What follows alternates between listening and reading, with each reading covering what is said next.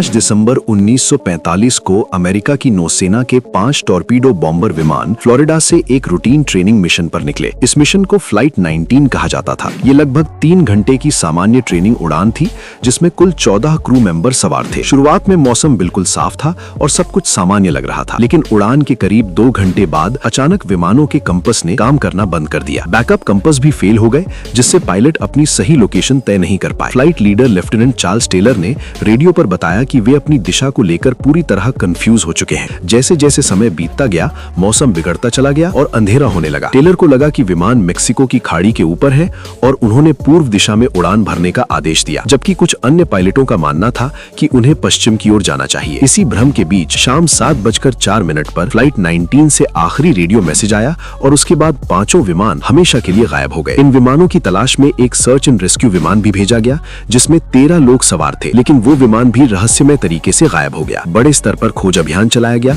लेकिन न तो किसी का शव मिला और न ही विमान का कोई मलबा। यही वो इलाका था जिसे बाद में बर्मुडा ट्रायंगल के नाम से जाना जाने लगा। बर्मुडा ट्रायंगल को फ्लोरिडा, बर्मुडा और प्यूर्टो रिको के बीच स्थित एक त्रिकोणीय समुद्री क्षेत्र माना जाता है। कहा जाता है कि यहाँ सैकड़ों जहाज और विमान रहस्यमय तरीके से गायब हो चुके हैं। इस इलाके से जुड़े किस्से 500 साल पुराने हैं। यहाँ तक कि 1492 में क्रिस्टोफर कोलंबस ने भी इस क्षेत्र में कंपस खराब होने और आकाश से आग के गोले जैसी रोशनी गिरते देखने की बात लिखी थी। समय के साथ इस इलाके को Devil's Triangle, Graveyard of the Atlantic जैसे नाम दिए गए। 1964 में लेखक विंसेंट गैडिस ने पहली बार बर्मुडा ट्रायंगल शब्द का इस्तेमाल किया और कई घटनाओं को जोड़कर इसे रहस्य बना दिया। इसके बाद किताबें, फिल्में और कहानियां बनती चली गईं। हालांकि वैज्ञानिकों का मानना है कि इन घटनाओं के पीछे कोई अलौकिक शक्ति नहीं है। कंपस की गड़बड़ी, उथले समुद्री इलाके, छिपे हुए शोल्स, तेज तूफान, हरिकेन और गल्फ स्ट्रीम जैसी प्राकृतिक स्थितियां इन हादसों की बड़ी वजह हो सकती हैं। कुछ वैज्ञानिक मीथेन गैस के बुलबुलों की थ्योरी भी बताते हैं,